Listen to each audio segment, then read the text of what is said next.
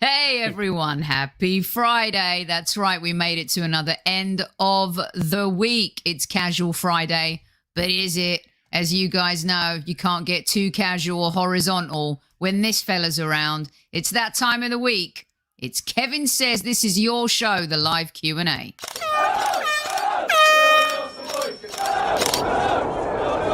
Mind the gap between the train and the platform. Please stand clear of the discussion doors. The next stop is Highbury Squad.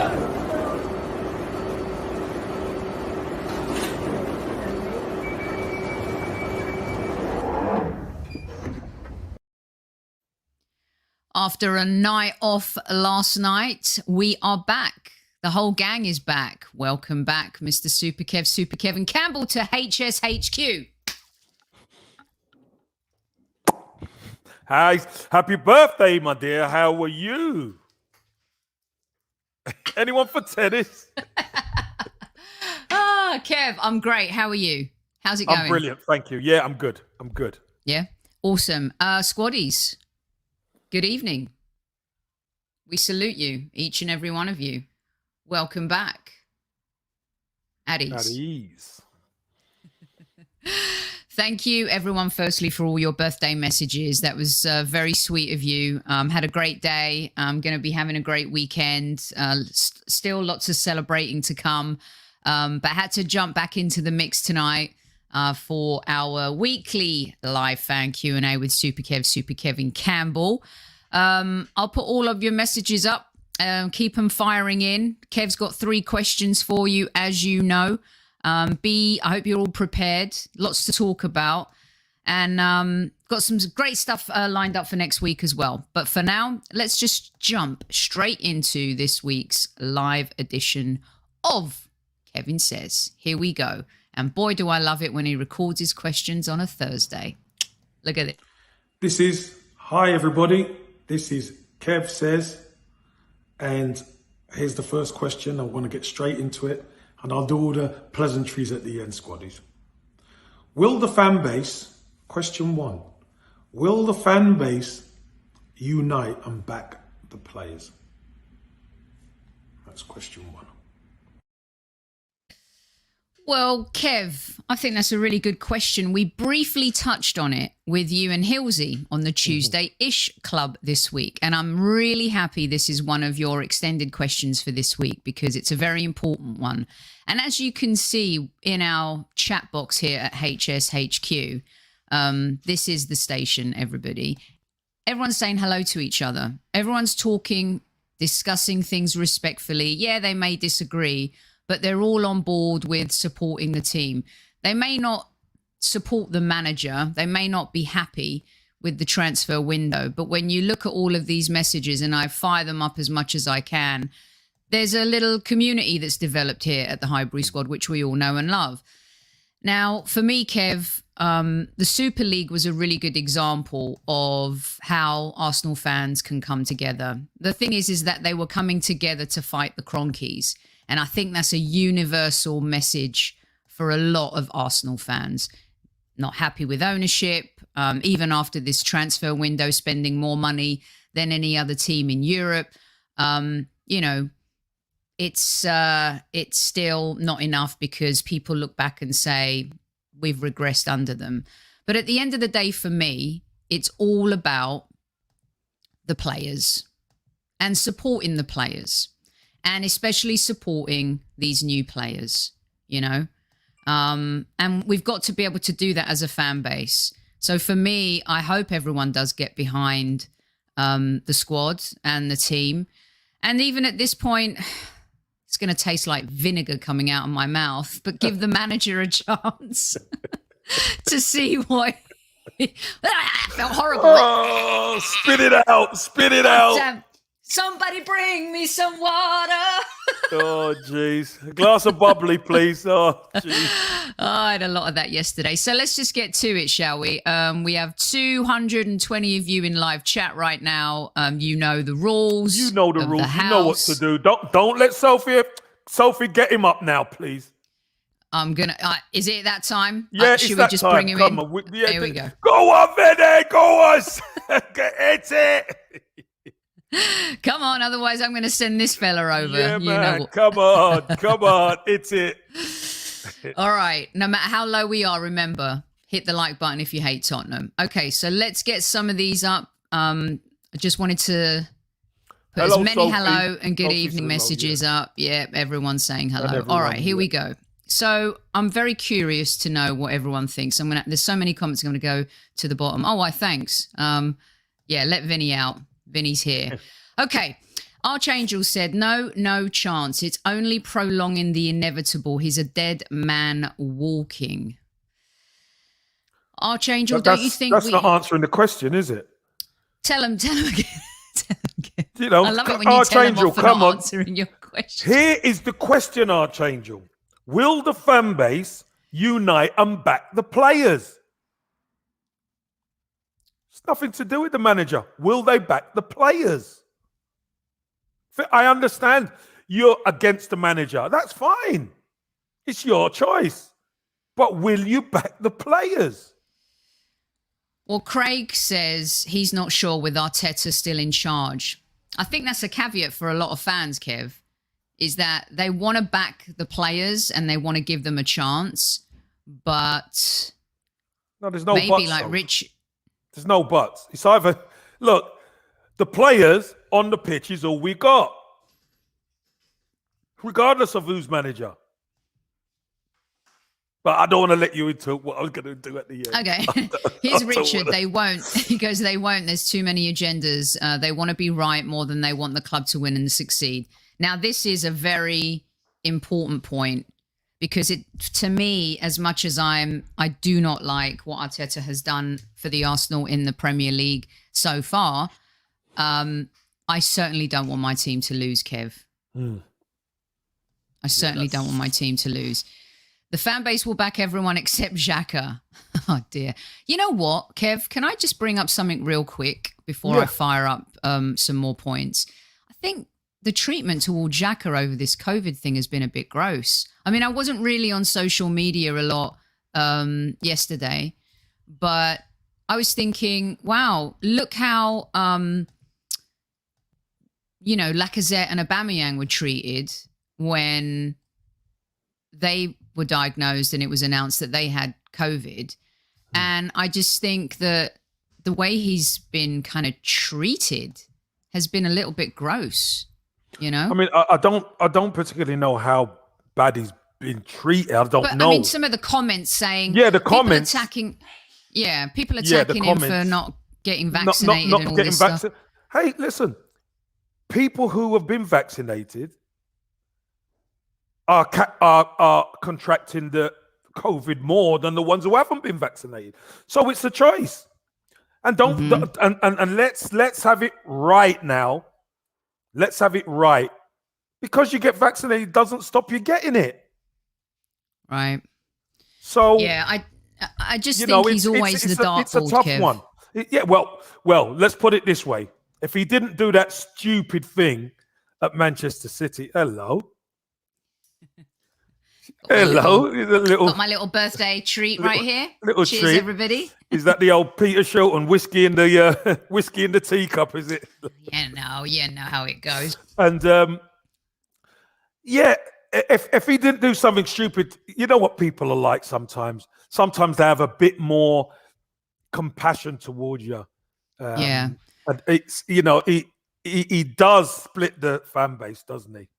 Yeah, I mean, he really does. It doesn't matter what he does. And you know what it is? I don't want to get into a conversation here about COVID and vaccinations, you guys, because it's just not our style on this show to be talking about that stuff. Of course, everyone has a choice and it's down to them. Athletes as well. There are many athletes here in the US having to deal with this right now. They feel like they have supreme conditions. And then the other side is, well, it's not about you, it's about other people too. My point is the difference in treatment when it was announced that Xhaka had COVID versus Lacazette and Aubameyang. I just think he's continually the dartboard, Kev. Right, let's get back to this. Christopher says the home and away fans will support the players but forget the Twitter sphere. This is a very valid point. Yeah, social media, yeah. Twitter sphere, Insta, social networks. She's got a real good point, Christopher. Chris Smith's got a good point. Very good point. Aston, welcome back. How you doing, Aston. mate? Hope you're well. Aston says he really wants us to, but we won't. Many of our players are very divisive. There are still, I guess, when you haven't been able to, remove Kolasinac from the situation, and there are still players there that, we didn't want to be there. Again, I think Kev's response to this is always going to be when you put the Arsenal shirt on and you go out onto that pitch, you've got to support the team. So let's see. K Marlon, if we win 5 in a row, I'll give him a chance till December. Now remember, this isn't about Arteta. Manager. You see, stop trying to turn it into the manager. And this is why I asked the question, Sophie, because the ones who turn it into the manager, that's where the problem lies with our fan base.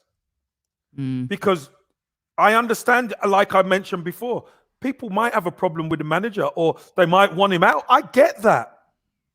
But the key part of the question is, will the fan base unite and back the players? Because at the end of the day, whether Arteta's there or not, those are the guys who cross that white line to do the business.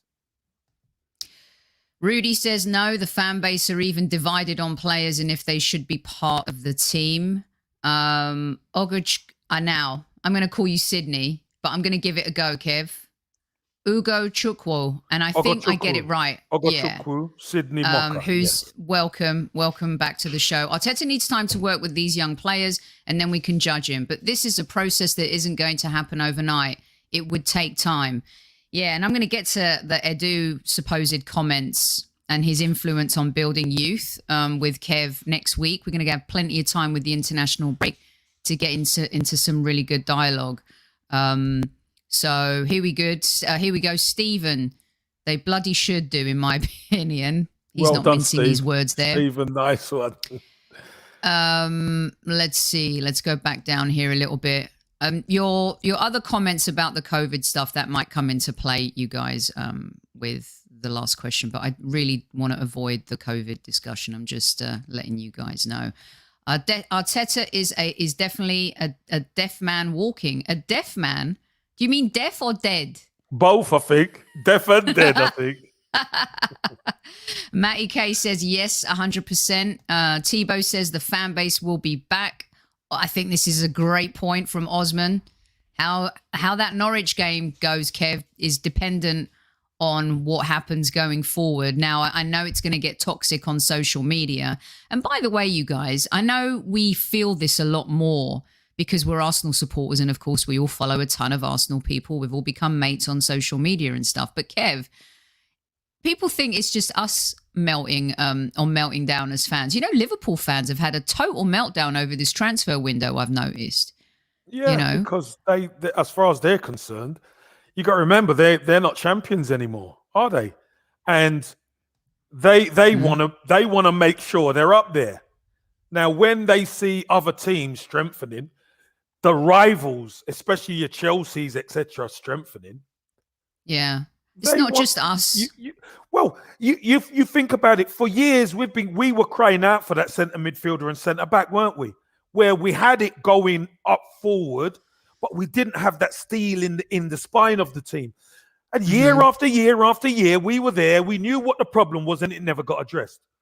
Liverpool, on the other hand, they still have a great squad. Van Dijk's back. They look good, but they're worried because everyone else is strengthening,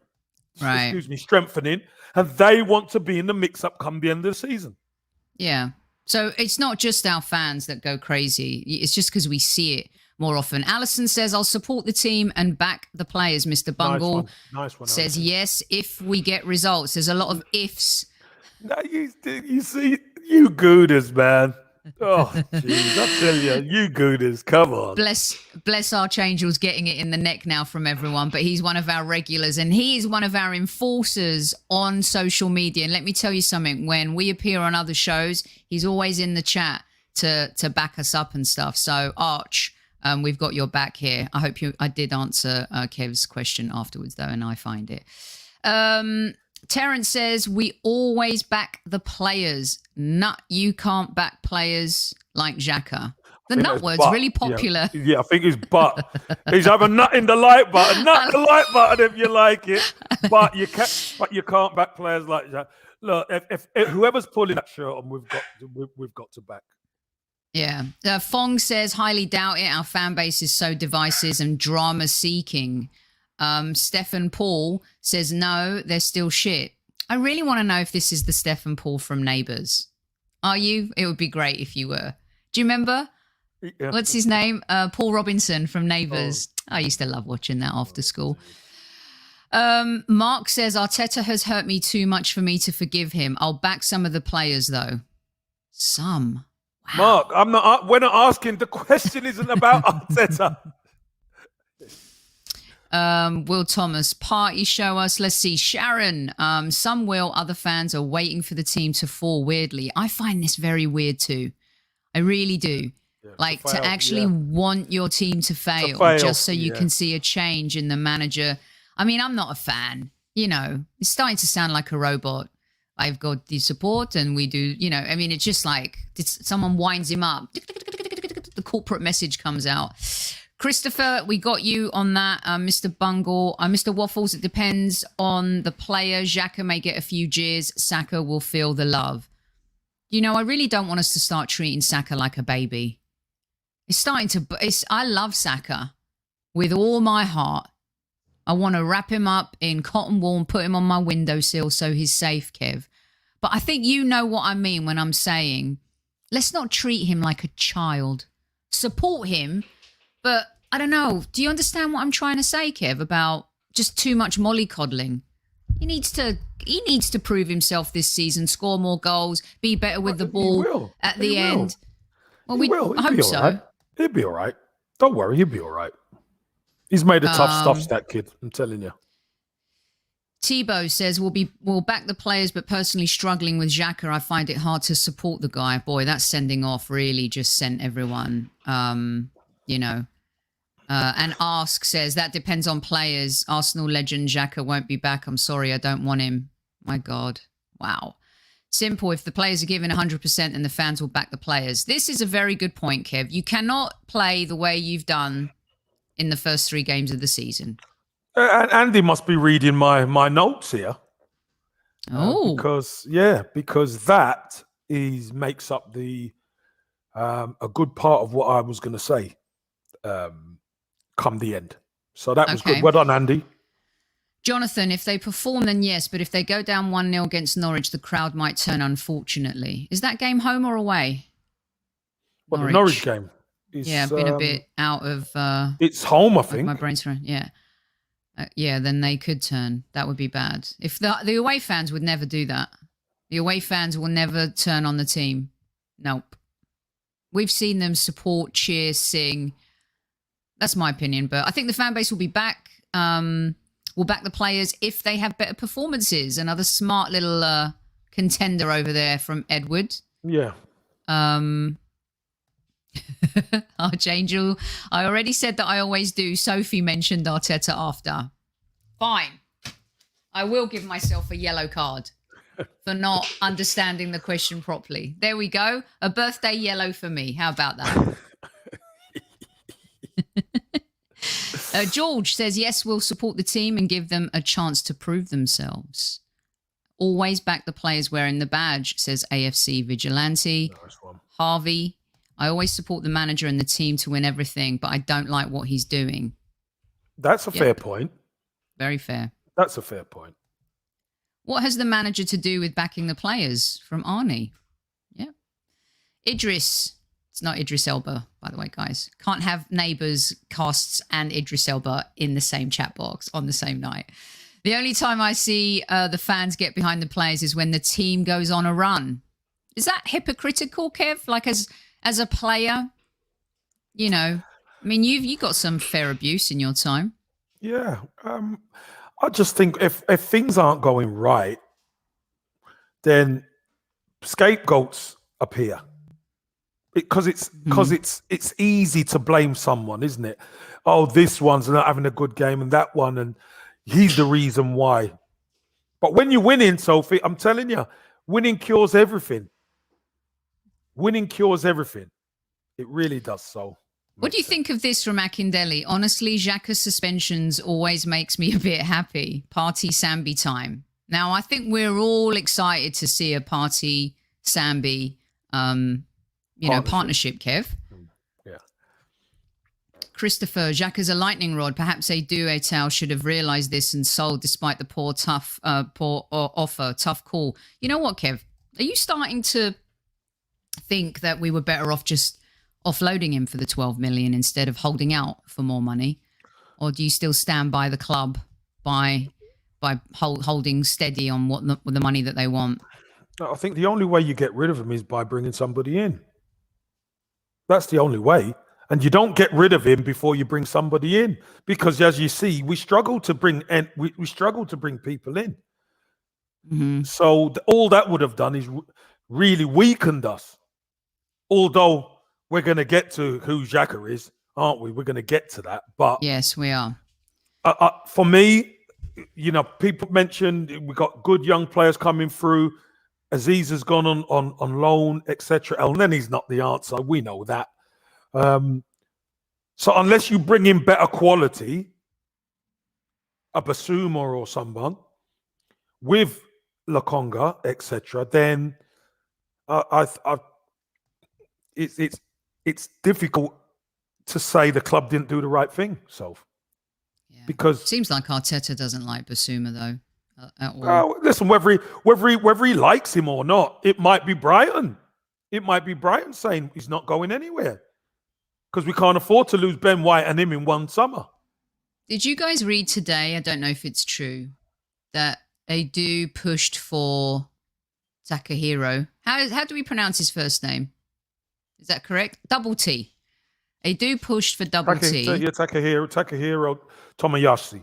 Tomiyasu. Yeah. Tomiyasu. That he pushed for him, and there were others at the club that wanted Lamptey. Is that true? Does anyone else read that today? And congratulations to Osteoman, Kev. He's become an osteopath. Hey, congratulations. Gooner. Well done. Congratulations. Well done. Richard, big up Sophie and Super Kev. Regardless of who likes or dislikes who, we have to all come together and get behind the team.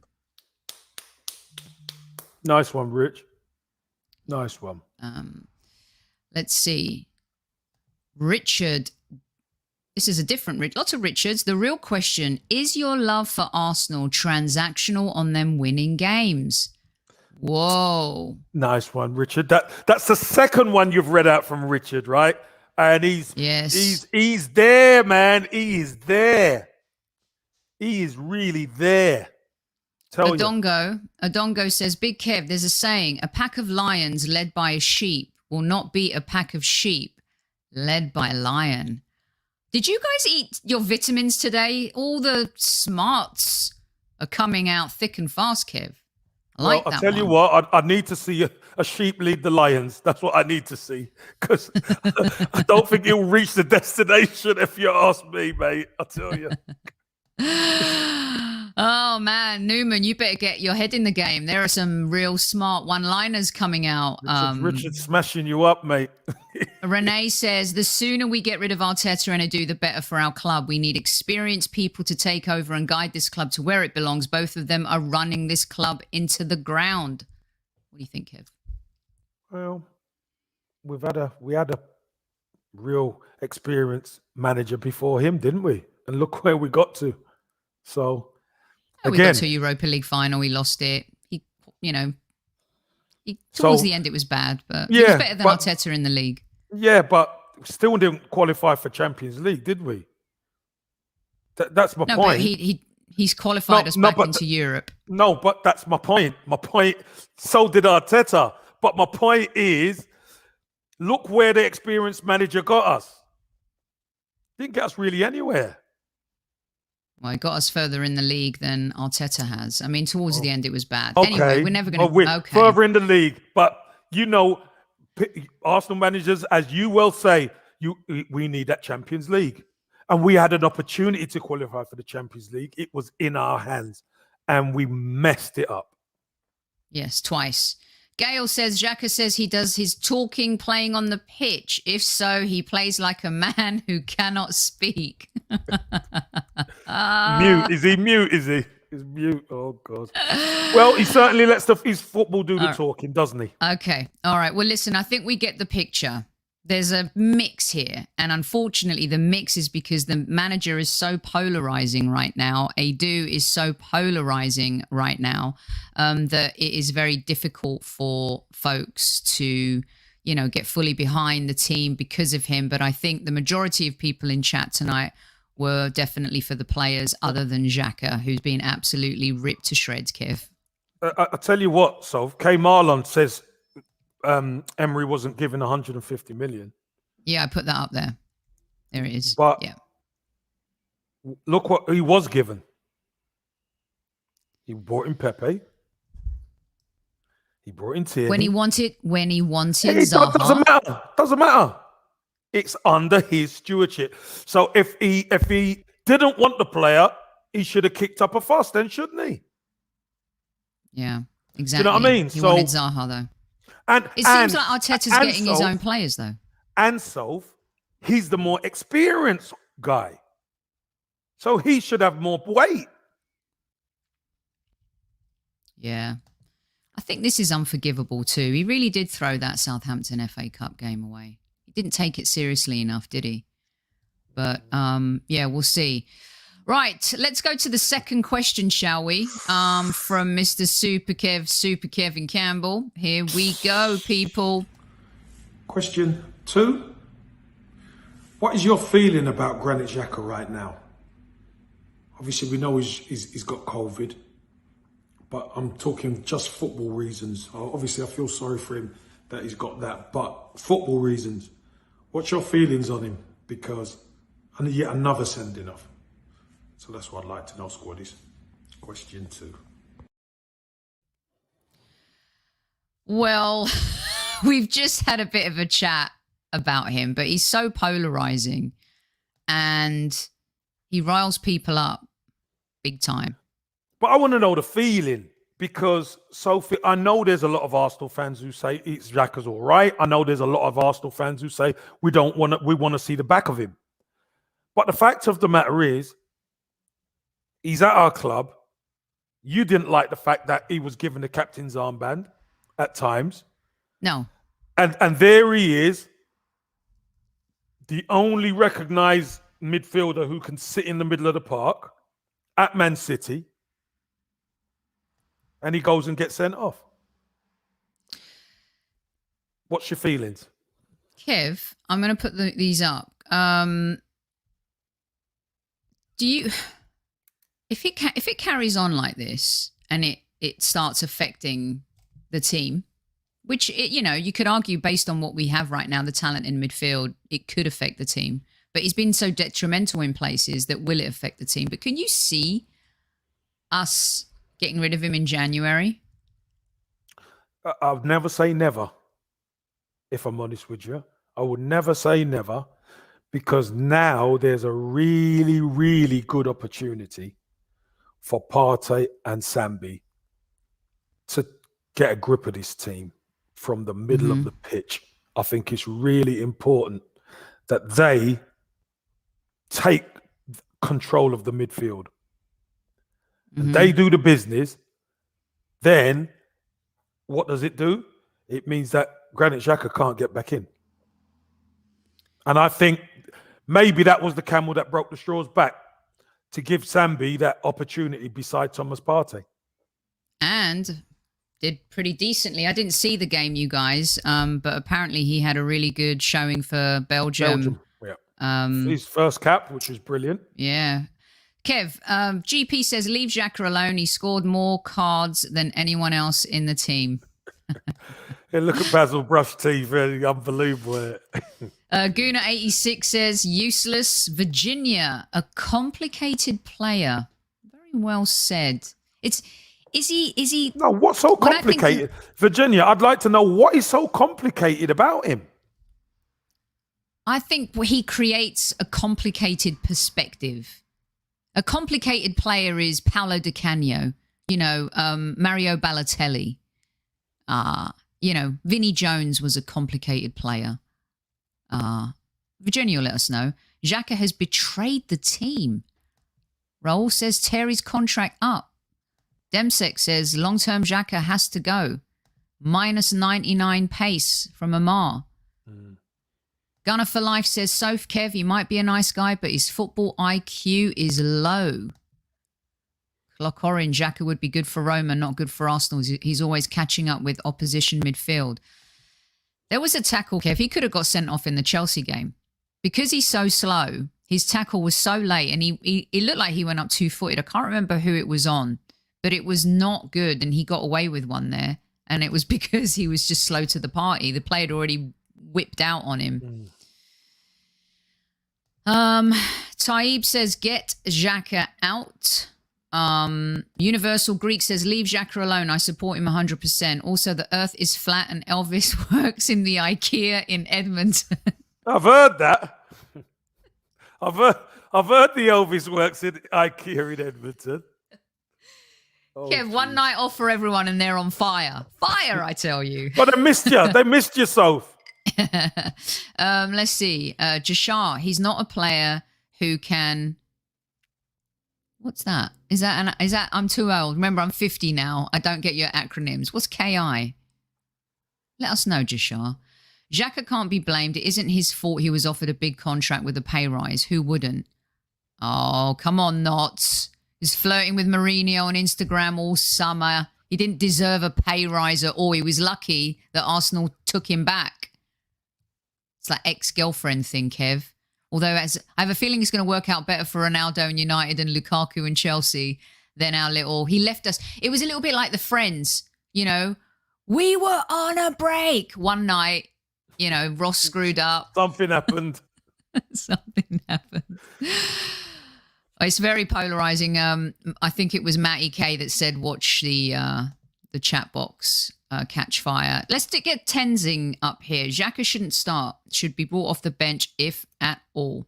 Aston, my feelings is that from the moment he stepped into the club, he's never been good enough. And the fact that he's our second best midfielder is emblematic. Very good word of our fall.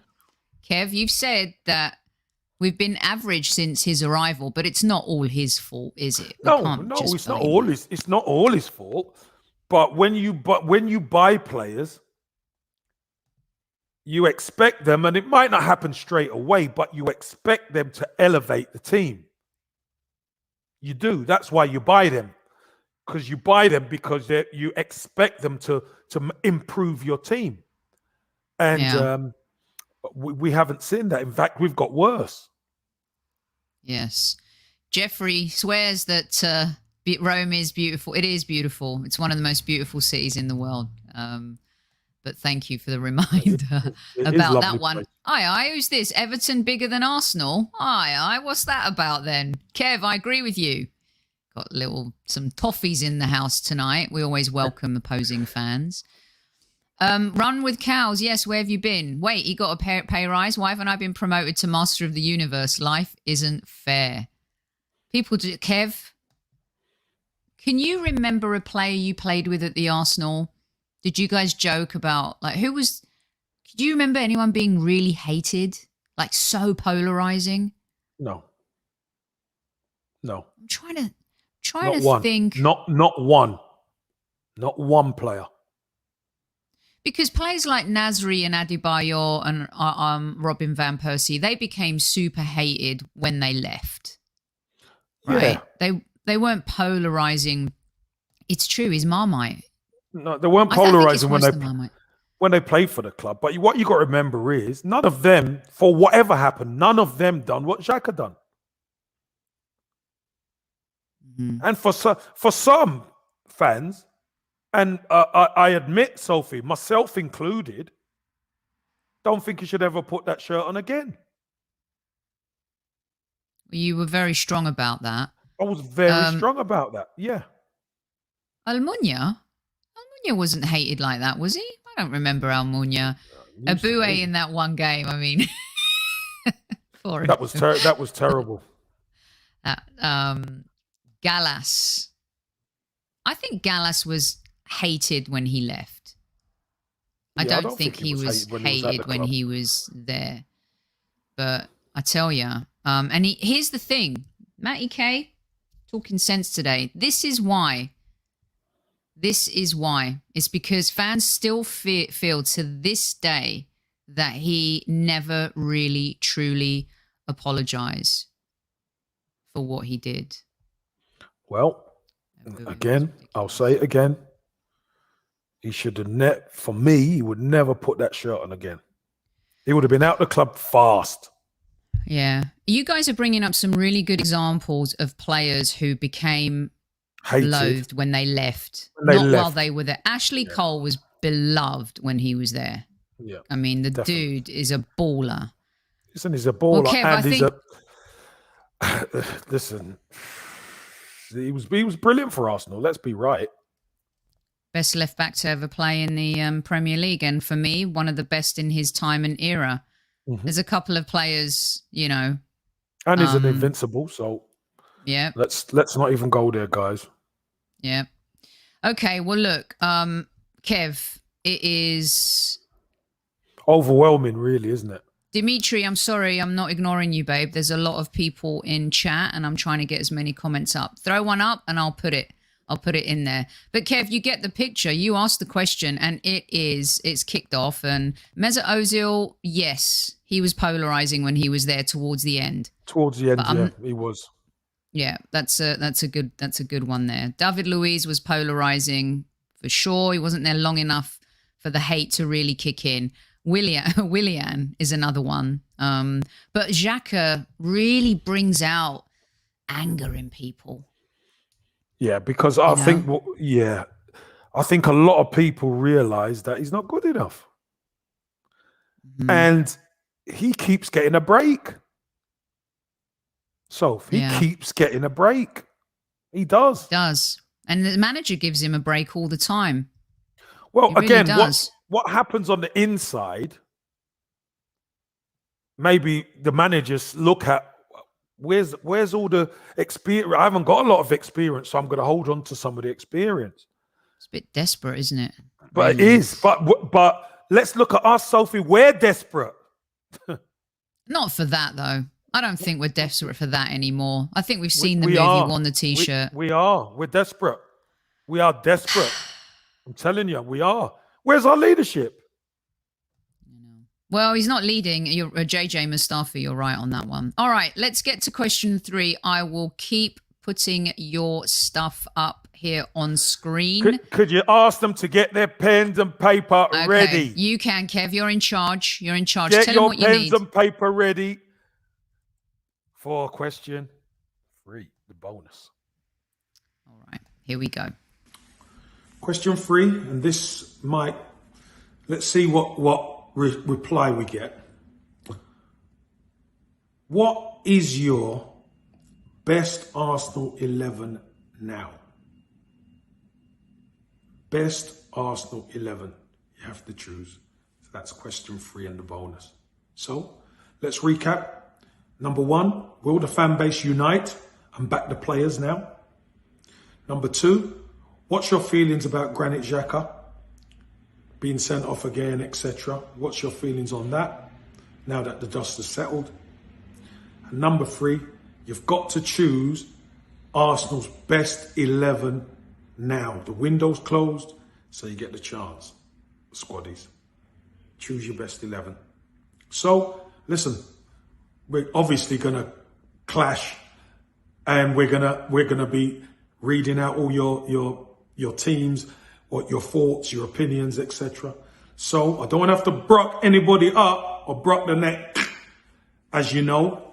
But squaddies, I look forward to dealing with you, speaking to you, and engaging with you as always. Look after yourself. God bless you, squaddies.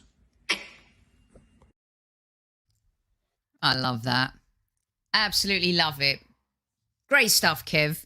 Now, I'm not going to put your comments up on screen unless you give me the 11. The 11, all right? yes. It's got to be the 11. And I'm just going to put them up, and Kev is going to share all of his stuff in a little bit. And if anybody gets the same 11 as me, we're gonna have to do something for you. Oh, we'll have to give him a Bruk the neck shirt or a hat. Which, by the way, going to be some renewed stuff next week. Look out for that, you guys. This is a good question, Kev. If this is everyone's fit, is this correct? It is. Yeah, okay. Everyone's fit. Everyone fit and available. Jashar, why are you laughing at the question? Answer it. It's a good question. What is our best 11 right now? No more Xhaka talk. Let's see. Lee, Casey. We got Ramsdale. We got Double T, White, Gabriel, Tierney, Lokonga, Partey, Odegaard, Smith Rowe, Saka, and Oba. No Pepe in Lee's team. Interesting. We got Double J, Ramsdale, Double T, White, Gabriel, Tierney, Partey, Lokonga, Smith Rowe, Pepe, Saka, and Aubameyang. 1, 2, 3, 4, 5. Yep, 6, no 7, Odegaard. 8, 9. No Odegaard for James. Interesting. When I did this the other day for Kev, I picked 12 players, you guys. You know me. I'll always go in extra. All right, let's get some more up here. Let's see. Newman's actually done it properly.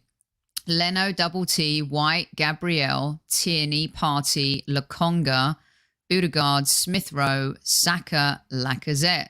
No Aubameyang and no Pepe in Newman's team. Oh, I like this. Is my favourite question, Kev. I like this one. Should have spent less time on Xhaka earlier. I'll add some minutes, you guys. Don't worry.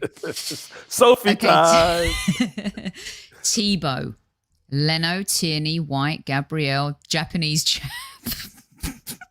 Tomoyasu, come on. I love these guys. Lokonga, Partey, Smith Rowe, Saka, Odegaard, Oba. Hey, Kev, have you noticed a pattern emerging here? Yep, I have. It's interesting. Divian, they're being a bit ruthless too. I like it. Leno, Tommy, White, Gabriel, Tierney, Partey, Lokonga, Smith Rowe, Odegaard, Saka, Oba. Once again, no Pepe in this team. Or Laka. A couple people have chosen Laka. Yeah, no. I'm telling you, you go back. I'm telling you, there ain't a lot of Laka. True say. Best 11, the Arsenal women. It's hilarious. We'll talk about Tobin Heath next week, you guys. I've got some intel because I've been watching her for years. All right, Aston, Tierney, Gabriel, White, Double T, Sambi, Partey, Odegaard, Pepe, Saka, Oba. Who's in goal? Yeah, it's got no goalkeeper. We're Aston. not. We're going Hey, empty it's bad net. enough as it is. Come on. We're going empty net. This is the NHL officially. Tampa Bay.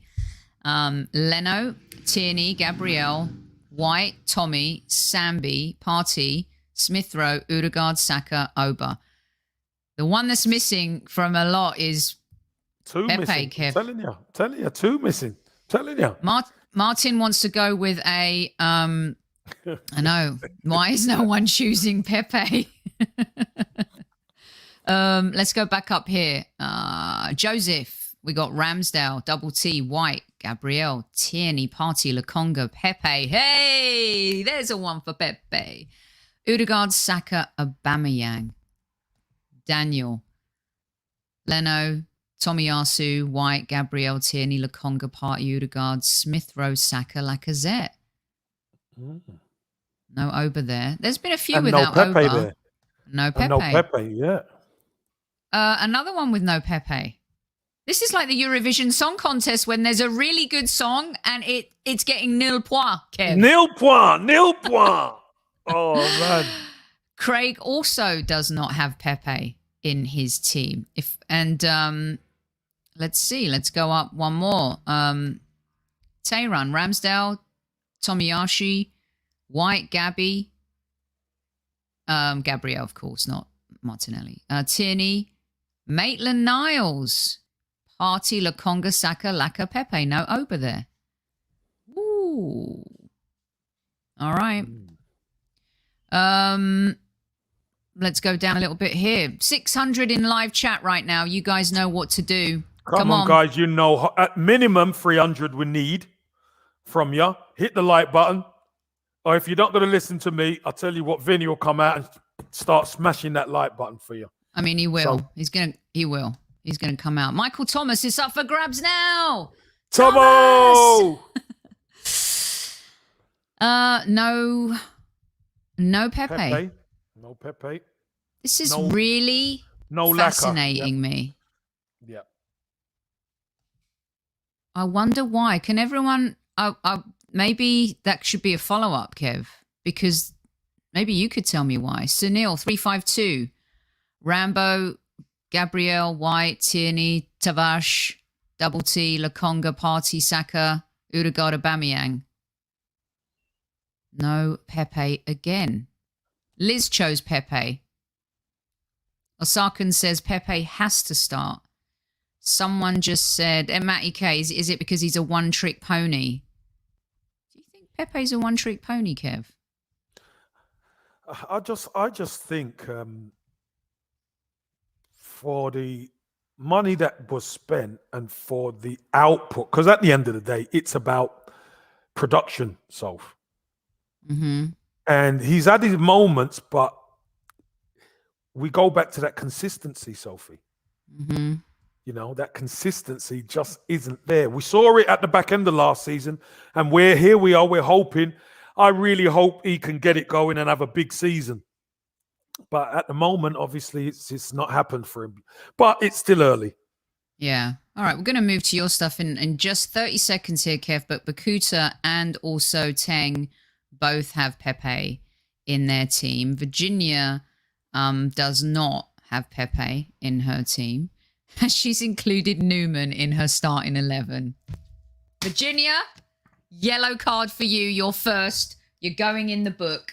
Absolutely no chance. I want to know. I want to know where Newman's going to be playing.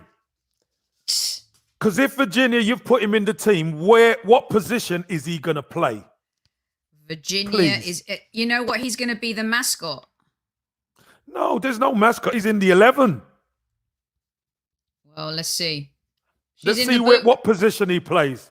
Taib and Virginia in the book. That deserved a booking, did it not, Kev? Come on. That deserved a major booking. Today is your birthday. Who was that? We're going to get to Kev's now, and I'm going to carry on. We love you too, Soph. You did. It was an @Newman. Thank you, Matty K. You could get a second yellow.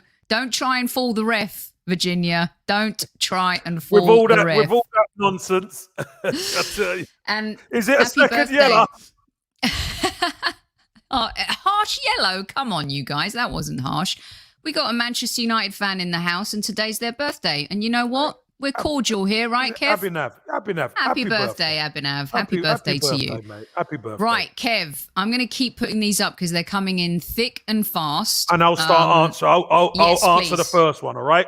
Yes. So the first one was, will the fan base unite and back the players? And categorically, I will say it's 60-40. 60-40. The match-going people will support the players 100%. But as Richard the Earl said, and about Twitter sphere, social media, remember, we have fans all over the world, and the feeling is they don't care. And it's a bad feeling because they sometimes want the team to not do so well so they can get at the manager and want the manager out. And they're not happy with the players that have come in. Arsenal have gone in a different direction. Arsenal have bought younger players.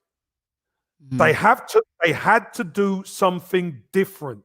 Just by going out and buying names, what they used to do, look where it's got us. It's got us nowhere. So what has to happen is younger players have to come in. The younger players have to be developed, whether with this manager or the next manager. Who knows what's going to happen on that? That isn't the question. The question is, will the fan base unite? And I think in the stadium or at games, they will. But in the social media area space, they won't. But here's the caveat, Sophie. Winning cures everything. If the teams start to win, and I know we're expected to beat Norwich, but we still got to do it. We still got to do it. Getting 3 points is going to be important for us. Get that first 3 points and then you go into the Burnley game. And then it's the North London derby. So we got to build some momentum and get a little bit of these guys, get these guys feeling Arsenal as well. I think that's going to be really, really important. But one thing I will say, Sophie, every game that I've watched of Arsenal, the fans have been fantastic in the stadium. Even if they've been disappointed, they've still stuck with the team a lot of the time. So I've got to give them props. Yeah, I agree. I think the fans, I think we were all expecting the worst. And right now, I think they're fully behind the team. But like you said, Kev, those performances are everything. You've said on this show over and over, because you've been in a situation where fans can get on your back, but winning changes everything. You change your weekend, Sophie. If Arsenal winning every week, I tell you what, you have a lot better weekends than when they're losing. Trust me on that one, Some people are saying too, Kev, just up here, where was it? Winning and losing. Where's not Tehran's? It was up here. I can't find it now. I'll find it, but keep going on your questions, because Christopher, winning and losing while playing well. No, you don't even have to play well. You don't even have to play well. What you've got to do is because you can't play well all the time. But you know what? When you don't play well and you win, you take it. Because it's hard to win. It is hard to win consistently. And let's be honest, as a football club, Arsenal haven't won consistently for a good number of years. Yeah. All right, Kev, your second question. Right. My second question was about Granit Xhaka and your feelings towards him now that the dust has settled after the sending off, etc. And I've said it before when I was on with Dave Illia, Sophie, and I'm going to say it again. I think Granit Xhaka is an expensive liability to our football club. He's one of our better midfielders because we've only really got 4. And El Neni, I don't class him as a starter. Sambi's just come and he's been a bolt he's been a breath of fresh air, a bolt of lightning for us in his first couple of games. The one we miss, who we need, is Partey, but he got injured before the season, so Granit Xhaka had to play, wore the armband, and bailed out on the team. I've got to say it again. I believe against Manchester City, he bailed out on the team. What I mean by he bailed out on the team is this. When you're one of the most experienced players out on that football pitch for your team, and you're the only real holding midfielder, you've got to play 1 with a purpose, and you've got to play 2 with responsibility in that position. You have to. You're a captain of your country. And you know we're going to be up against it at Manchester City. So what do? You make sure you sit in that midfield and you play as well as you can and you protect the defense as much as you can. No. What does Granit Xhaka do? He goes and flies about into a tackle that he knew, as far as I'm concerned, he knew it was reckless. And the moment you jump into a tackle, you know what's coming. And you could argue after you've done it all you like. It is a red card and is a liability to us. I said it at the time when I was at the ground against Palace, when he threw the armband down and he was giving it to the fans. And I said it after. I said it at that time and I said it after, and I say it again today. He should have never put the Arsenal shirt on. I'm not anti-Xhaka, but that, for me, I understand people having to go at his family, etc. But when you get in the stadium and you're on the pitch, you've got to act like you've got to act like you're an Arsenal player. You've got to act with the respect and class that Arsenal have. and he just didn't. So again, he's an expensive liability for me, and I need Lokonga and Partey to really turn up and start bossing the midfield, because what we need as a football club is to be a lot more vibrant and athletic in the middle of the pitch. Xhaka, for me, he's never been athletic. He's got a good passing range, which is fine, no problem. But this is the Premiership. This is the Premier League. You need legs in there. You need athleticism. You need to be able to get close to people without being reckless. And you get close to them, and when they play, you got to be able to get back. And that is not Granit Xhaka's strengths. Kev, can I just jump on this real quick before you get to your 11? Because I think one of the things Arsenal fans, by the way, brilliantly put and well said, can't disagree with anything that you just said. He acts like he's untouchable, like Ozil did. You know, when Ozil knew, I don't have to train. No one's going to compete with me. I get picked every week. I'm the man. And someone also wrote in chat, you know, he didn't even apologize for this red card. He didn't apologize, obviously, for the shirt throwing incident. But then I think it was Tehran that then said, well, Kev, who signed him? Who offered him a new contract? And then Arteta doubles down and tells us that he exemplifies what an Arsenal player should be today. Well, you can't endorse that. You can't do that, Kev. Well, here's the crazy thing, Sophie. I don't know what Granit Xhaka does behind the scenes. I don't know, Sophie. Because the eye test, we see it. But what goes on behind closed doors, he's probably very good around the training ground. He's probably very good with the staff. He's probably very good with the younger players, etc., etc., etc. But Sophie, do you know what? You've got to be good on the pitch when you're playing. That's where you earn your money. He behaves so badly. He gets a pat on the back, like Raul says. He gets a pat, and then Arteta's like called on it, and then rips him afterwards a little bit, teeny tiny una poquito. Well, he had to. He had no choice. He left him, the expensive liability left him no choice, Sophie. But here's the problem, Sophie. If you've got more choice, then you could push him aside. But when your midfield is light, you got no Partey. El Nene's not really the answer. All you've got is really Lokonga and Xhaka. Let's be honest.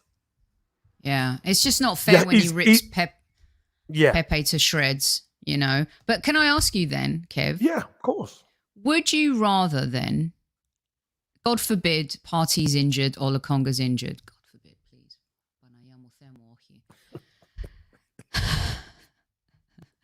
What did you say in Greek then? What did you say? I said, Banayamo Themoaki. I said, dear God, please no. I love that. I love it. Divine intervention, please. Keep him fit when he comes back.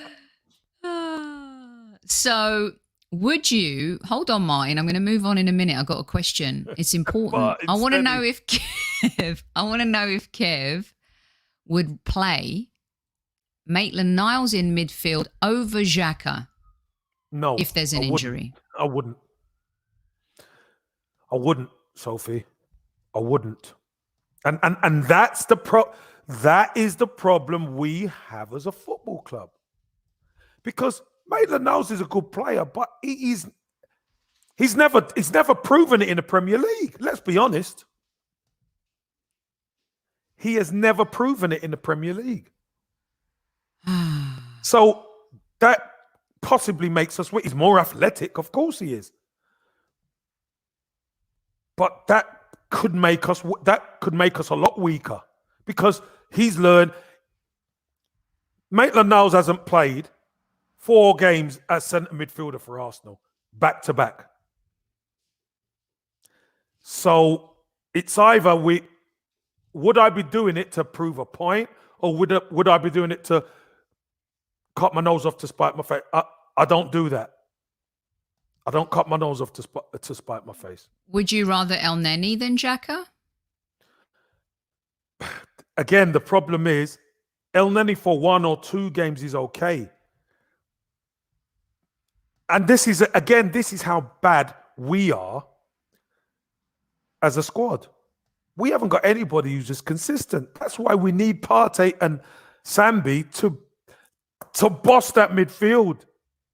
That's why we need them so bad. We need them. And Aston, you're right. This is the problem. It is the problem.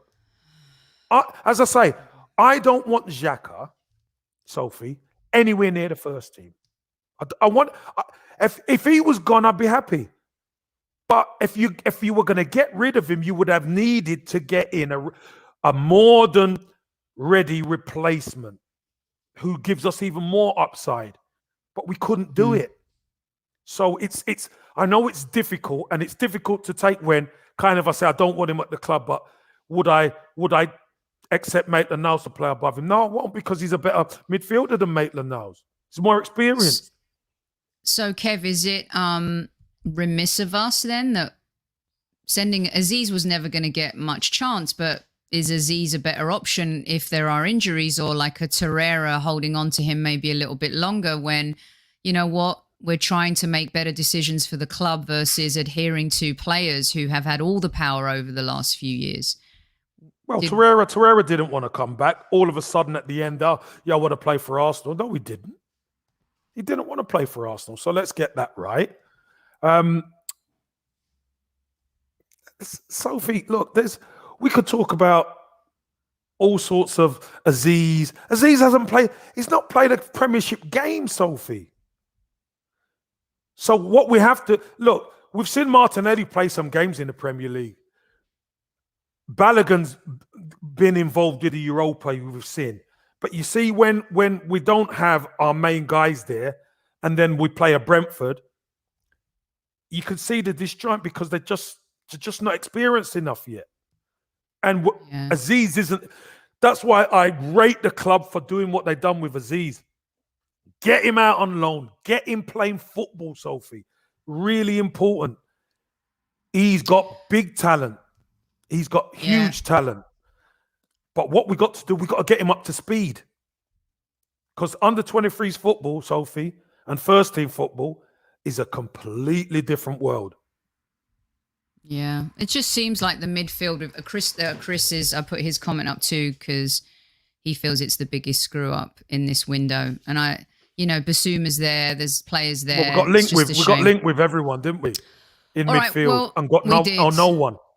Not only midfield, and Joe Willock could have played a role there, maybe, but that relationship was also not working. So we'll see. Kev, yes. The moment everybody has been waiting for. What? Mm-hmm. Your starting 11. Yep, my favoured 11 for the Arsenal is a 4-2-1-3 system. Okay? But it can be 4-3-3. You could call it 4-5-1. It depends. It can move it. It could even move into a 4-4-2. That's how flexible the system is. As well as 3-5-2, it can move, it can morph. But this is my team. Mm-hmm. I will go with Ramsdale in goal. Tomiyasu at right back. Ben White, centre back. Gabriel, centre back. And Kieran Tierney at left back. Two holding players is Partey and Lokonga. No, Newman isn't. Newman isn't in my team. Odegaard is just ahead of those two. Here we go, Sophie. Number 9 is Lacazette. On our left is Aubameyang. And on the right is the boy wonder, Saka. And that is my 11. Okay. Once again, please read it. We got Rambo. So we got Ramsdale in goal. Yep. Number 2 is Tomiyasu.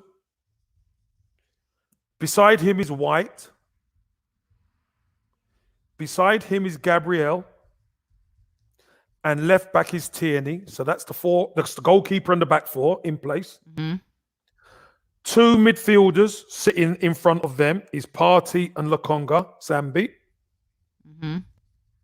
Ahead of them is Martin Odegaard, who's kind of got a free role. Saka on the right. Aubameyang on the left. And Lacazette as the number 9. So, Kev, you've got no Smith Rowe.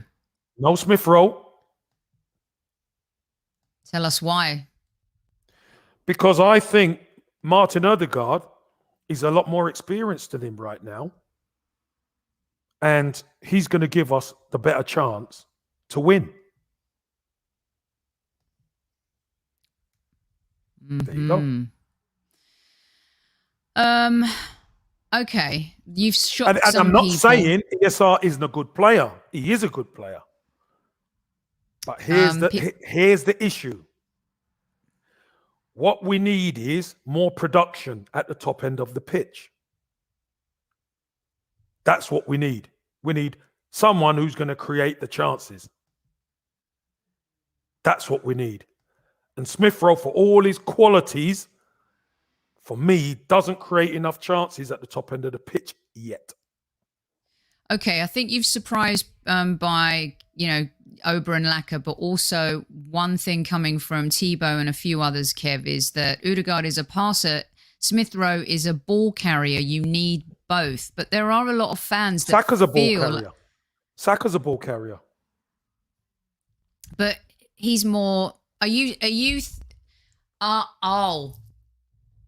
thinking of that Sheffield United game, Kev, where Willian and Saka played crossover as well? Yeah, they can go where they like. That's why Odegaard has a free role. So there's times where Odegaard's going to end up on the right and Saka's going to end up in the number 10 position. Because when Saka picks the ball up there, he can drive. But he's going to be he's so dedicated to doing that on the flank. I think ball carrying. Hold on. He's more my of a team. creator. Okay, yeah, all right. Yeah. He is a creator, but we've actually seen him be able to pick the ball up deep and beat people and go all the way, haven't we? That's what we want. I want Saka to be able to travel with the ball into space. And I don't want him just stuck out on the right. I want him to go where he can cause maximum damage. Kev, what would you say to people in chat who are agreeing, who have a similar sentiment here to Mr. Waffles? Laka is a waste of space. I don't care if he does the intangibles. Look at the results of him playing that role. 8th. Do we've talked a lot about how he goes underappreciated because of what he does off the ball, the way he holds up the ball, he doesn't get as many goals, the unsung Bobby Firmino role. Sophie, do you want the truth? You can't handle the truth. Sophie, I don't care what Mr. Waffles and everybody says about Laka. I don't care. I know what he brings to the team, and when we don't have it, we struggle. We struggle. So are you in the mindset that, Dejan, I put this up, that Arteta is going to be adamant playing from wide positions? Hold on. What Arteta? It's my team. Yeah, I So know. what's Arteta got to do with my? Hey, don't try and rope me in that way. You asked me about my team, who I think, and I'm telling you what I would do, and I don't care. I don't care what Mr. Waffles or anyone has got to say, bloody Mr. Waffles, about Lacazette, because we have seen when Lacazette is not in the team, Mr. Waffles, Bruk you up. When he's not in the team, we are not the same. We are not the same as an attacking force, and we don't hold the ball at the top end of the pitch long enough. So, Mr. Waffles, go in the toaster. No disrespect to you, but get in the toaster. Waffle FC, Dubs, I love that. Waffle FC. Yeah, he's waffling, bruv. He's waffling, peeps. Poor Mr. Waffles. Man amo. Oh, man, we haven't had one of these. We haven't had someone's neck brock in a few days. That was definitely, Mark, you're right, brocking the waffle. That definitely happened just now. But look, it's true. It's your team. Is this your team every week? You know, you start here and you tinker as the game goes. Like, because I feel like one of the things Arteta hasn't done, as opposed to what Super Kev, the manager, might do, is build consistency in the selection, especially in the back line. And secondly, to add to that, Kevin, you can answer. Everyone's been screaming for this 3. In a recent interview, Arteta led to the fact that he wants to play 3 at the back, but you've gone with a 4. But you've got a lot of, you've given the different formations too in terms of how the team could be fluid. Yeah, but here's the thing, Sophie. So the game starts and we think to ourselves, hold on a minute. We need to change this here. All of a sudden, Tierney pushes out wider and higher. Saka moves to the wider right. Yeah? Mm-hmm. So you got Tomiyasu, White, and Gabriel is the 3 at the back. You got Saka, Partey, Lokonga, and Tierney. You got Odegaard in behind a front 2 of Lacazette and Aubameyang.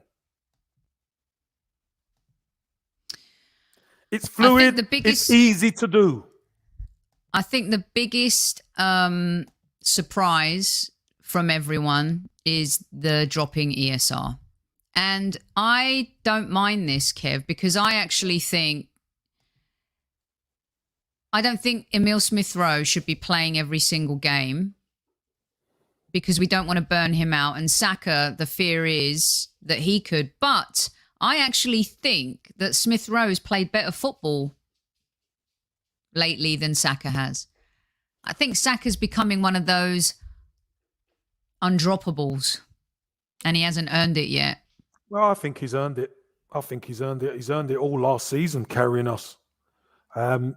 But you're asking me for my best team, and for me, that would be the best team right now.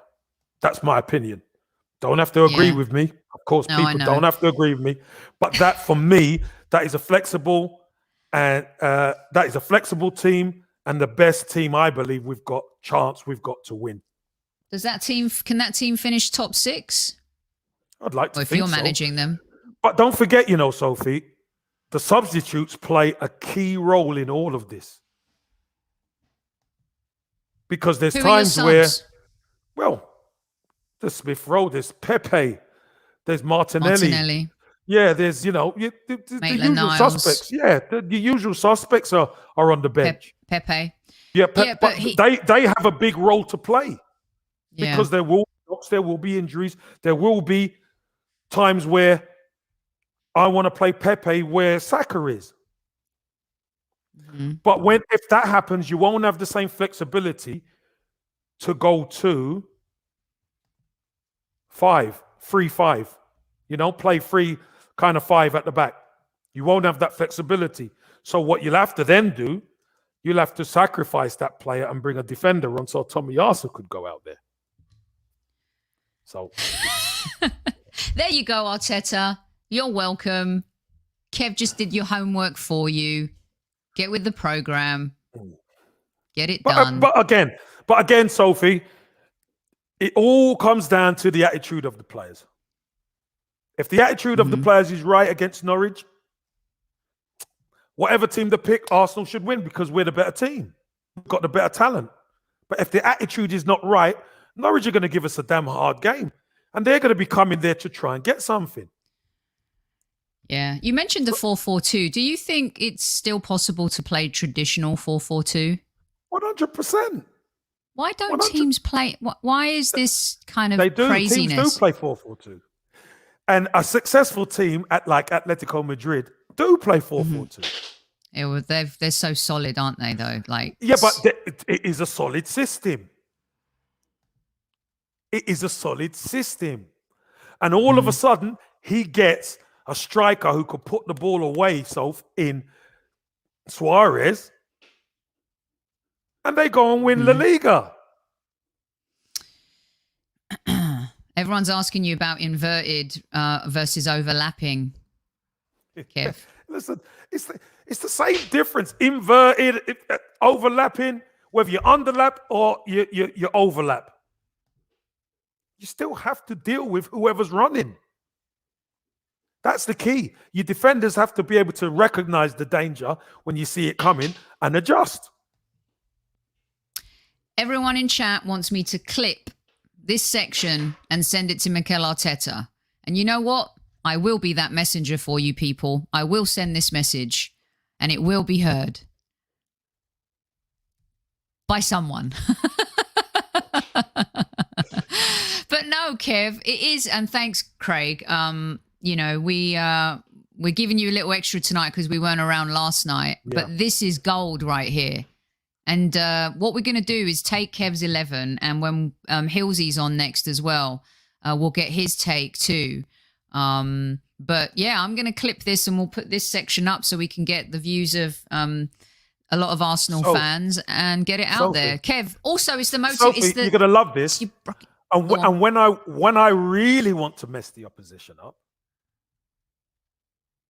I play Saka and an Odegaard, or Smith Rowe and Odegaard in ahead of Partey and Lokonga, and I go with Aubameyang and Lacazette up top as a 2, 4.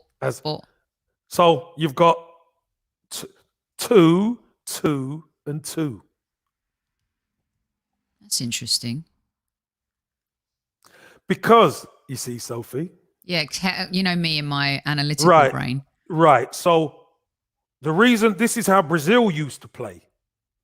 They used to play no wide. Everybody's inside. And what does that do for that? What does that mean? The opposition have to collapse and come in. And remember, they had Roberto Carlos and Cafu. Do you remember they had them going down? But the players you're talking about. But what I'm saying is, I'm mentioning that so you understand why you do it. Because it frees up the flank for your fullbacks.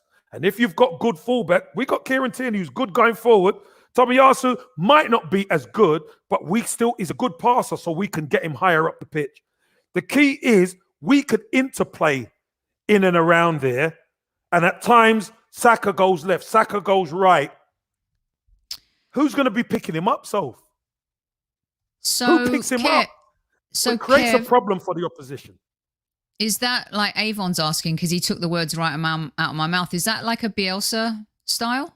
Well, Bielsa doesn't, he does that, but he kind of plays free at the back. Bielsa. Mm-hmm. You watch him, he kind of plays free at the back most times. But that system is a very difficult one to handle if he's played right. But again, it all boils down. So again, Sophie, systems, basically what I've just mentioned there, Sophie, is a 4-4-2. Yeah. But it's not your traditional 4-4-2. 4-4-2, right. Because your wide players are inside. Yeah. Right? We've got very smart listeners. But it's still 4-4-2. Mm-hmm. And when you lose the ball, you can go into a traditional 4-4-2 or even a 4-5-1 because one of your strikers up top, one of your strikers sit a little deeper. Yeah. What worries me is that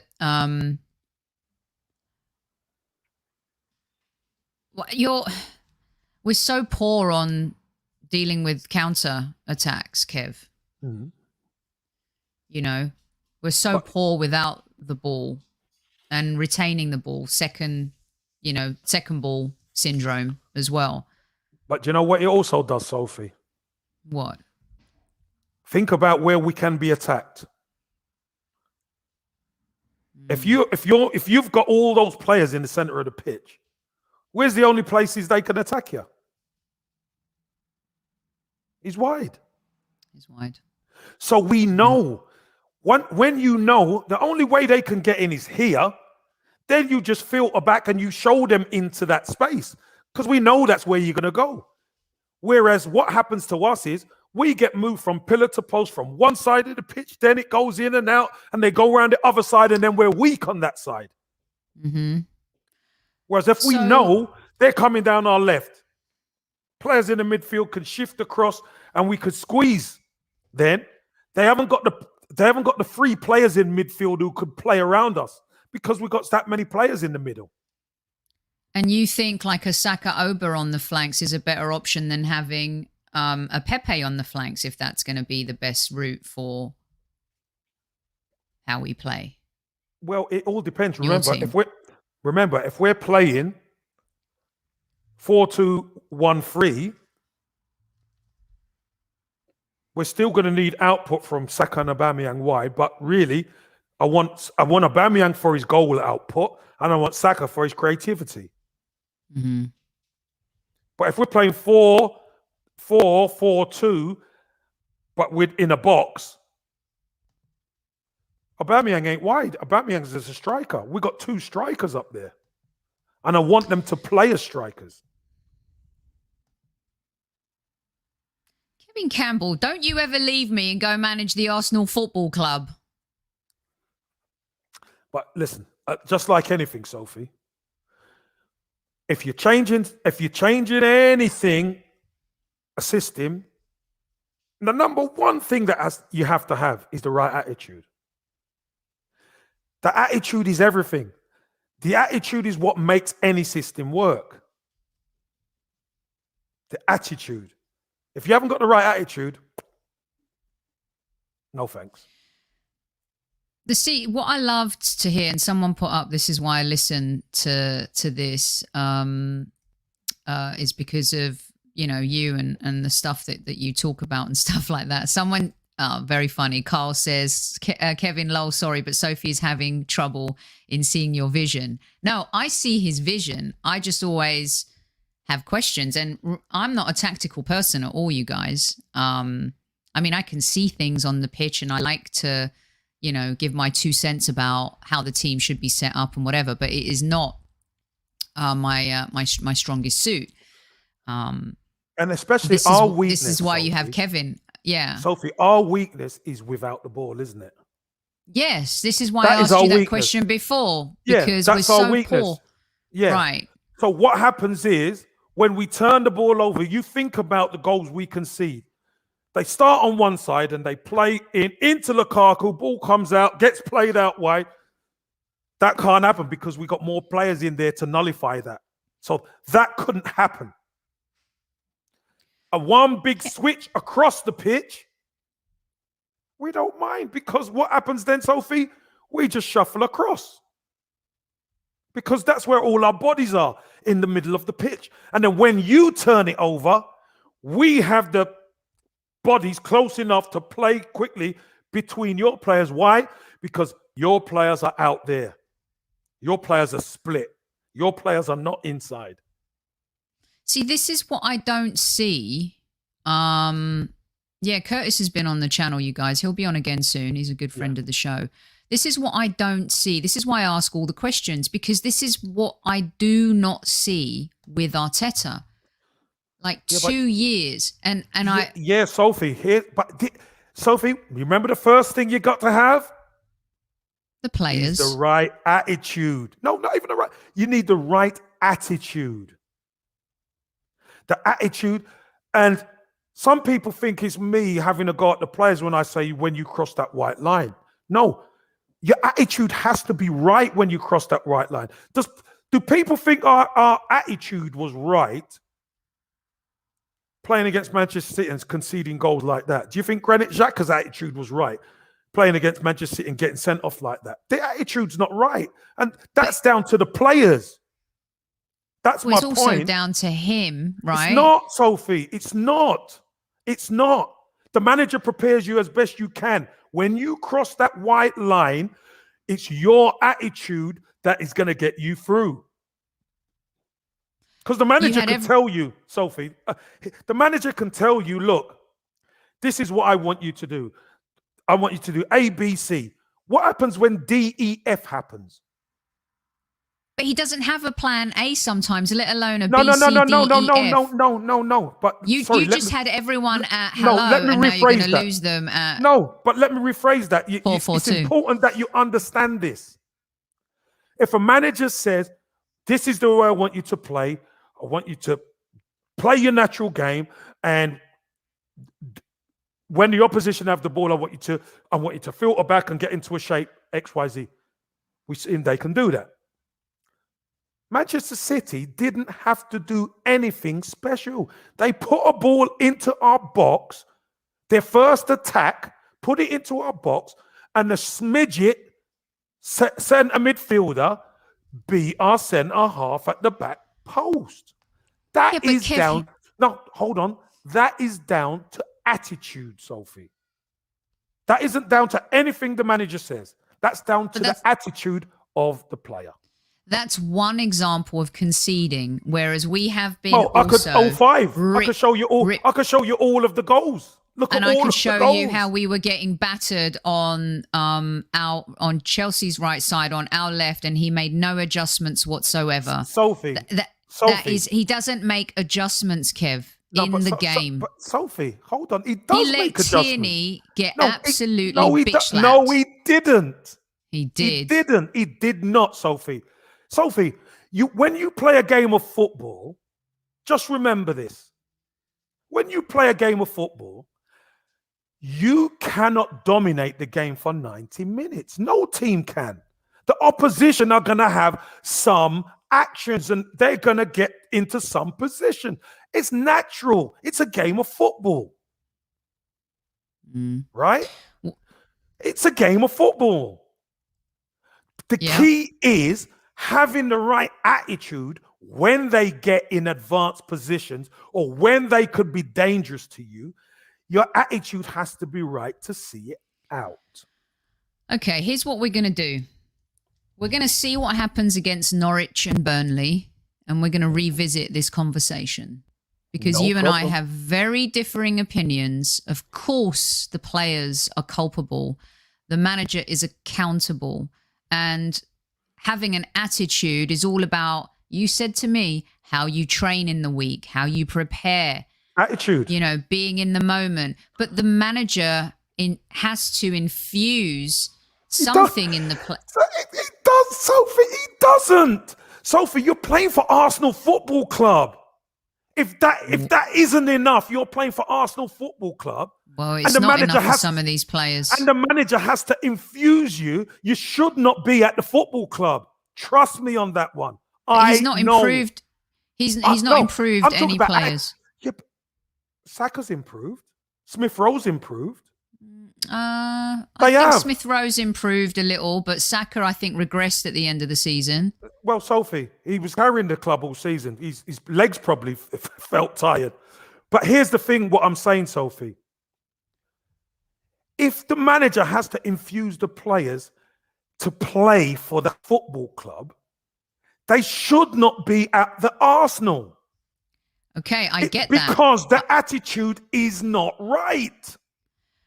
Okay, then Arteta needs to stop picking an expensive liability who doesn't have the right attitude in the game when he cost his team by making dumb ass fouls and getting red cards. Sophie, Like I Kevin? say, if it was up to me, he wouldn't even be kicking a ball for Arsenal. But he's the best of a bad bunch at times. No. I'm just saying, Kev, that No, he's I know what somewhat you're saying. responsible. I know what you're saying. And I agree with that. We're going to Of course revisit I this do. conversation. Let's see I can't wait. what he does. I can't wait. You know what? There's nothing more I'd love for us to beat Norwich 6-1 or 1-0, whatever it is, 3 points. Okay. But in these next two games, how we play is just as important as the result. The next 3? You're talking about next 2. Next 3? Well, we'll talk about the North. There's going to be plenty of time for us to talk about the North. And you know what, London so derby. GP, the success or failure of the 2 falls on the shoulders of the manager. Of course it does. But here's the key. The players still need the right attitude, no matter who's manager. Because it should never matter who the manager is, because you're playing for the Arsenal. That's my point. I know, but you come from a school of intense. You had your look, you and I are never going to agree on this. Did players have a really bad attitude towards the end with Emery? They had a terrible attitude. They had a terrible attitude. But there was a period of time where that team felt together, played. We got to a Europa League final. You know, Arteta, the team spirit seems to have regressed under him. I stand by now saying he won that FA Cup with Unai Emery's leftovers, and he rode that wave. He's done very little in the Premier League to build a team that, because, like feels he said, like... He's done it with leftovers. He's still got to manage the leftovers. Well, let's see what he does with his starters. Well, but this is the whole point. Now we're here. We're going to see. We've given you a radio-style show tonight, guys. It's an hour and a half. All right? And I'm making waffles after. Broke him up, Mr. Waffles. Bless him. He came out like a man, said, hey, Fair I'm play laughing to him. along with all of you. Fair play to him. Nice one, Mr. Waffles. You know, it's all in good humour. I know how it goes. Yeah. Well, look, there's so many great comments, everyone. It's been brilliant tonight. And you know what? When there are like 700 of you in live chat, I don't want to leave. I want to stay and I want to give you more. I want 400 likes. Come on. 400 likes. Let's get to 400 likes. 400 likes. Before we go. I want an extra 50. 400 Otherwise, likes. we're gonna throw the kitchen sink at them right now, Kev. Here we go. Bruk, Give us those likes. The chicken sink, man. Bruk, go on, Soph. Off with the head. Take the head off. Go on, Vinny. It's it. Not it, Vinny. Go on. Not it. Oh, such good stuff. Brilliant. Listen, this is not the end of this conversation. After Norwich and Burnley, we're going to do this again, this one, and we're going to see, and we'll see how versatile Mr. Arteta is. Sophie, you know something, Soph? The attitude of the players is what's going to get tested against Norwich and what's going to get tested against Burnley. That's when we're going to see. Because now there's nowhere to hide, Sophie. This is where we're going to find out who wants to play for Arsenal. Do you reckon the manager should be needing to motivate them? Now, so do you reckon the manager needs to motivate them against Norwich? Let me ask you that just before we go. We ain't got no points. We've got no goals. Some of them, we've got maybe. no points. We've got no goals. And you reckon the manager should need to motivate them against Norwich at home? I think there are some players, weak sauce players in our team, unfortunately, that I don't trust mentally. So I'm not saying the whole team. I don't think he needs to do that with Sambi and Gabriel and Tierney and Saka and Smith Rowe and Odegaard. I don't think there's a great relationship right now between him and Oba, but Oba's professional and been there, done that before. But there are some other players who might be needed, who might not start, that need a little bit of convincing. And that is really sad. And unfortunately, really sad. That's where our club is. I don't trust this, Kev. I may trust these, these feet. And stuff. Aye. See, I wear red, guys, just bottom down. Were they the Arsenal socks? You got the Arsenal socks on, didn't you? Of course. Of course. Gooner Friday, love it. I love it. Funky Friday. What a great casual Friday. And you know what, guys? We've got some great stuff lined up for you next week during the international break. We got our tactical show. Josh will be back to give us a breakdown of this 11. And Kev, we're going to give him your 11 and we'll see where we're at. With that, we're going to have our French football show, the French football squad with Chris Carpenter. We're going to get a little update on what's happening with that one guy who's playing really well out in France right now, Saliba, as well. We will be back. Kevin says we'll be back the week after next. Yes. There'll be no Kevin says next Friday. But we might switch gears with it and answer a lot of your YouTube questions for one of the shows next week as well. So lots of fun stuff. We'll also be launching our stateside squad show next week. And if you guys are in the US and you watch the Dan Patrick show, we've got Seaton O'Connor, who's going to be joining us next week for the launch of our stateside squad. And that means JJ Garcia will be back for that as well. Fantastic. Kev, brilliant stuff. Good stuff coming up. Now the transfer window shut, Kev, we're going to get stuck into our series and our good stuff. Back to proper football talk. You know what I'm saying? Yeah. It's time now, Soph. It's time for us to get the show on the road, isn't it? And not only us as the Highbury squad, but the team to get the show on the road. Kev? Yes, my dear? I don't mean to interrupt you. I'm going to give you the floor in 1 second. Who's getting it? Getting what? I've actually have to review. It's taken VAR an hour to get back to me. An hour, Kev. Right. Wow. But the evidence is unanimous that Virginia was sending Newman a note with the @Newman and not including Newman in her team. So it appears that Virginia's yellow card has now officially been rescinded. Gosh, darn it. I can't believe it's just me and Taib in the book. Gonna have to change this next week. What did Newman get? Did Newman get a yellow before? No, that was rescinded too. It went to the tribunal. Wow. Well. Yeah. It seemed Did he turn up in a suit? Did he turn up in a suit? Some dodgy Gary Newman outfit from the 80s, I hear. Oh, love it. Oh, I love that. Love it. All right, Kev, you've got the floor. Okay, listen, everyone. Again, happy 50th birthday to the host with the most, Sophie. Isn't she fantastic, everyone? For you, squaddies, you know what we feel about you. The squaddy army. Love you. Love the Gooners. Love dealing with you, engaging with you, and listening to your opinions. And I love your humor, too. And Mr. Waffles, I salute you. I still love you. Don't worry about that. But everybody, thanks again for joining us. And we're going to see you next week, right? So you know how it goes. Up the Arsenal squaddies and at these squaddies.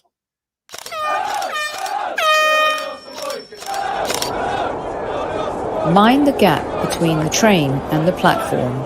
Please stand clear of the discussion doors. The next stop is Highbury Squad.